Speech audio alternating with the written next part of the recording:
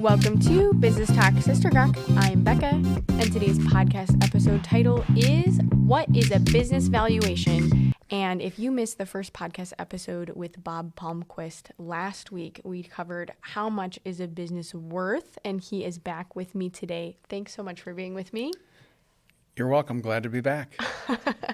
Bob has done business valuation for quite some time, and you've been with Northspan for over 30 years. That's correct. And wow, and I'm so excited to have him back because this whole knowledge transfer thing of people who are looking to see retirement in view, they have so much knowledge to share. So Yes. I'm so happy to have you back with me. This week, my first question for you is about reputation of a business. And does that have anything to do with the valuation process? Because I was just wondering a little bit about that. I know we talked a little bit last week, but Probably don't get into a really big piece of reputation, but I mean it does come into play kind of big picture wise. If a business has a good reputation, they're experiencing good growth, a good level of business. They're going to continue to grow, and also if a seller does want to put that business up. The business owner wants to put that up for sale. Obviously a business with a good reputation is more marketable than one that isn't. right. Okay, so now I want to get into like the true nuts and bolts of valuation because I think that I just got too excited and skipped over it. So what goes into that process and why do people typically say, I need to get this done? Well, there's a lot of reasons for getting a business valuation. Obvious one would be wanting to know what the value of the business is because you're thinking about selling it. Mm-hmm. You may be wanting to sell some stock of the business to a family member or another individual, and you want to know what that's worth. You may be wanting to update your buy-sell agreements with their partner if you've got a partner, Mm-hmm. and you need to know what the value is for updating those agreements. Yeah. So what's the difference between getting like an independent third party and just doing it yourself? Getting an independent third party valuation, you're getting somebody that's not influenced, it's not biased type of a value. Obviously, if you were to have a buyer and a seller of a business to determine what the value of a business was, the seller's going to make sure it's high, and the buyer wants to make sure it's low. Mm-hmm. The interesting part about what fair market value is in a business valuation is it's what a willing buyer and a willing seller agree to. Yeah, so it's not even like, and that was the question I was thinking, like, this is a little bit different than the housing market in some ways, because it's like you can do like price comps, right, on different places around. We can do that. We subscribe to industry data or data that is provided to business valuation professionals that tracks statistically the sale of businesses in different industries, so by industry code. Mm-hmm. Okay. I'm sure that's really helpful. So yeah, we do, much like real estate appraisers, there's 3 different approaches that we look at in developing our value. What are the assets worth? What's the business worth based on the income being generated from it, and the market approach. What have others like businesses sold for? Okay. So what are the other reasons that someone would want to get a valuation done besides just changes within structure and selling and stuff? Oh, let's see. I've actually had to do a comprehensive report one time for a business where the owner had passed away, and the estate had to value the business for the IRS. Oh. And so it's done for tax purposes as well as estate planning. There's lots of different reasons. Divorce between a husband and wife, and they want to know what the values of the assets are in that household. Okay. Yeah. Interesting. Yeah, and do people ever do that when they're getting ready to take out, say, like a loan for a business expansion ever? I forgot to mention about financing. We don't normally do valuations for on a business for a lender unless it's been it's an acquisition or Oh, a okay. purchase transaction. Right. Yeah. Interesting. Well, that's really helpful information to know. So, how are businesses valuations typically done? Like, how do you start? What is the process? And what do you do afterwards? Well, normally we sit down with the business owner that's expressed interest and find out, what's their need, what's their situation, and that gives us an idea as to, why do they need the business valuation. It doesn't necessarily mean that the value is going to be different. The value is going to be the value, but it lets us know what the situation is. Is there an opportunity to assist this business in other ways? Do they need help planning for their business succession, or any other needs? Again, it can be a number of different motivations or motives for having a business valuation done. Then we lay out, they want to know what the cost is. We lay out the cost based on the type of report that they want. And in some cases, we may even have some resources to help cover the cost for that business owner, the cost of that valuation. Yeah, well, and I think that right now, especially for a lot of people who are looking to retire, is a great time to get that done because from what I've heard, a lot of places, a lot of states are offering almost like a grant to help pay for those valuation costs because they want to keep those businesses moving to the next generation. Well, I know at the Northspan Group, we did get, we got a USDA Rural Development Grant a couple of years ago, a Blandon Foundation grant. And we've also gotten support from the Iron Range Resources Board for helping underwrite some of the costs of business valuations. Well, and that's a really good tip for anyone looking to do that in the future. And if you're preparing, definitely check out what programs are available within your state because there may be a way to do it even cheaper than you realize.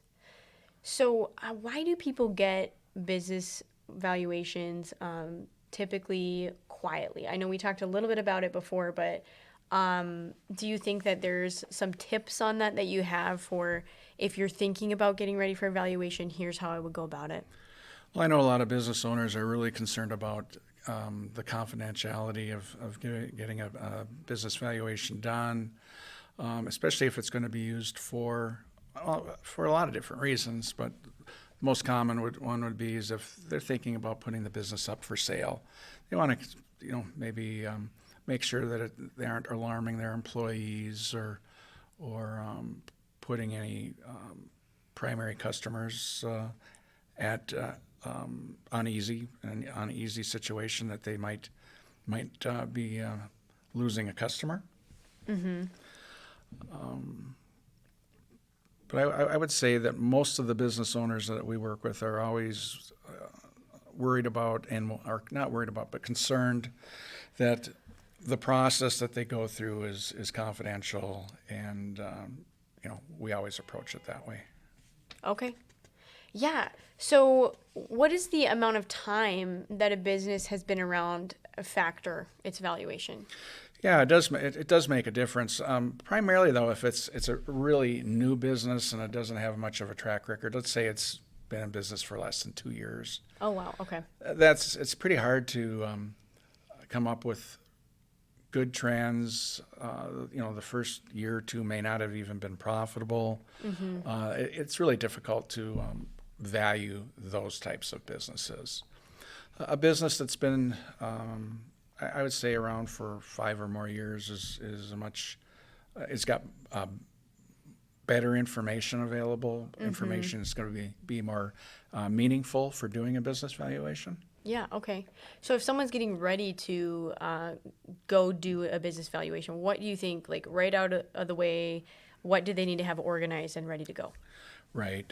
We're wanting to know a little bit of we want to know the history of the business, description of the business. What do they do? Where did they start? Where have they been, and where are they going? Okay. So we get a good sense of that business. We're going to want to see 3 to 5 years of financial statements. Okay.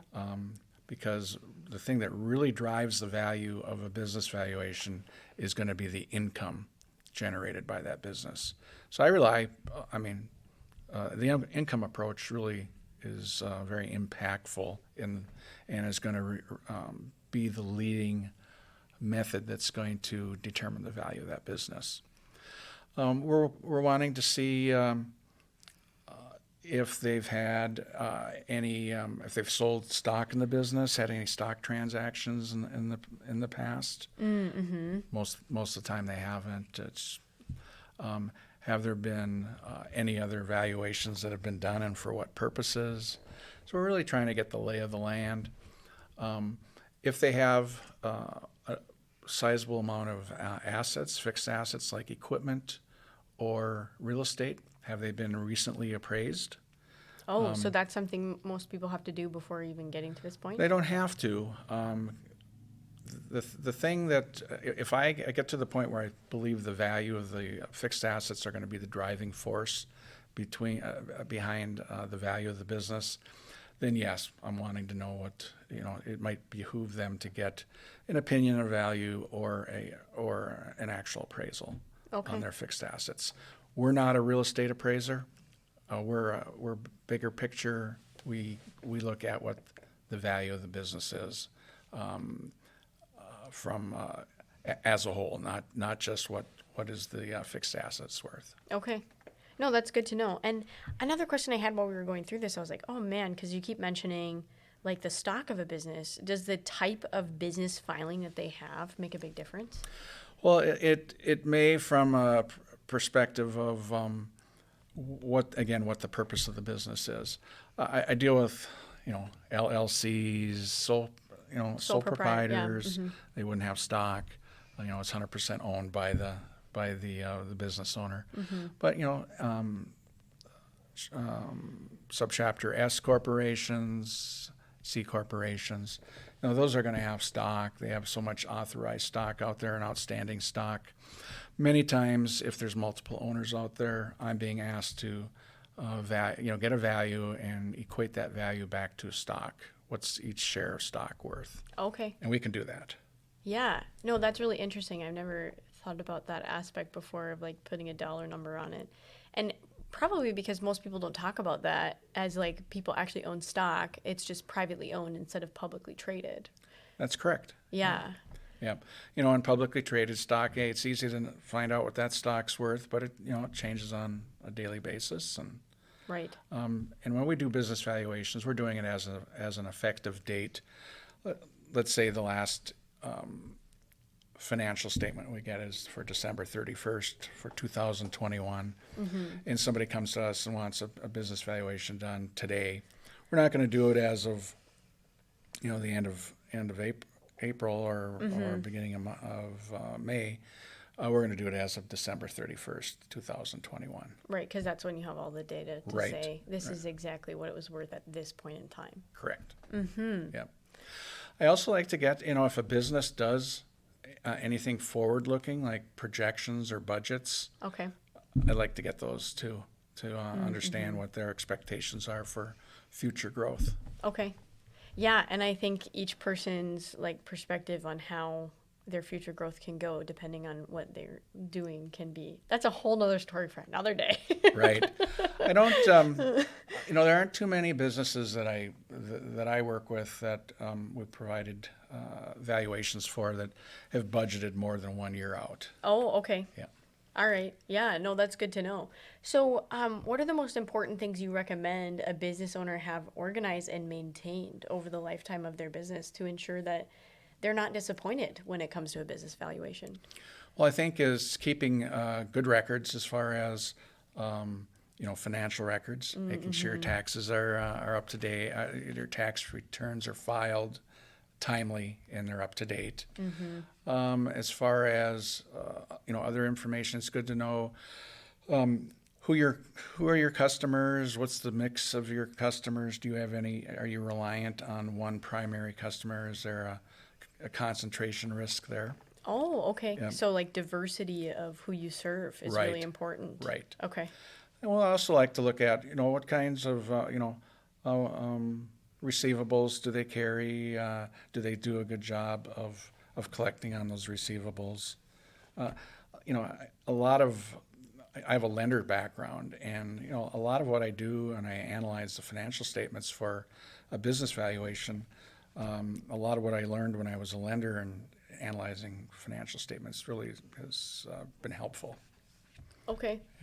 Yeah, I want to dig into accounts receivable just a little bit because I think a lot of people don't even think about that part of their business.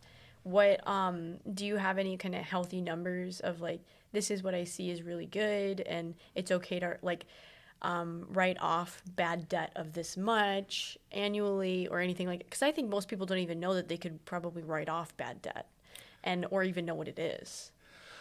I think it's important for a business to have a good policy in place for how do they handle receivables that are getting old, and you get to the point where you've pretty much identified them as being not collectible.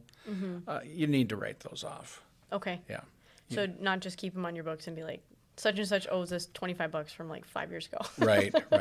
Like, And yeah. and that happens in business. I mean, you're gonna have an account that's not gonna pay, and you can't collect on it, and you have to write it off. But we look at trends. I mean, you don't want to see it as being an increasing trend, because then you start wondering if maybe they should not be, providing terms or credit to certain customers. No, yeah, that's really helpful information. And from a third-party independent perspective, what is something that you just wish more business owners knew, like right at the start of their business when they get it going? What would you say, man, I wish people would start here because it would make things a lot easier later on? As far as having information available, or just how they manage their business? Both. Excuse me. I think it's still, I rely a lot on the financial information. Okay. So I just want to make sure that they have their financial information, in hand. It's in good, presentable shape. And not just for me, but if they are looking at selling their business later on, if they can provide that to a potential buyer. Okay. Like keeping receipts, making sure you're balancing your accounts, right? Yeah, I think it's good that they keep good records, good accounting records. Yeah. Yeah. No, yeah, that's really great information. And I want to make sure that we get into the gawk portion of this episode. But I had one more question for you in regards to what do you think is like the future of, because we've been talking about boomers retiring and getting valuations, what do you think is going to happen? Well, it's interesting. I have a feeling that anybody that's doing business valuations is going to be buried with work soon. They call it, a term that's being used out there is the silver tsunami. Yeah, right. And I know there were numbers that were thrown out there, $10 trillion worth of wealth transfer being expected in the next decade. Okay. And we're starting to see that now. I mean, our firm is busy doing business valuations. Most of them are for either supporting acquisition financing for the business or providing some support for a business owner that's looking at doing succession planning for their business. And so it's the trends that are out there are it's the business appraisers out there are going to have plenty of work. That's not going away anytime soon. Now, the issue would be, given the fact that there's going to be a lot of businesses available for sale, there may not be as many buyers out there. Right. Yeah. So one of the topics that has come up recently within our industry has been the valuation industry, is that the fact these businesses may have value, but there's going to be a lot of competition for businesses that you can acquire. Okay. Yeah. And so marketability is going to be a big part to selling your business, making it as attractive and marketable as you can. Yeah, no, absolutely. I do think that as well. Like one of my friends and I were talking, and I was like, man, it is the best time in the world to be a young entrepreneur because you have the pick of like business has been you're like in business over 25 years, ready to get on the market. You can start something new. Like there's so many options that it's like any kind of low risk way to get in, there's a lot available.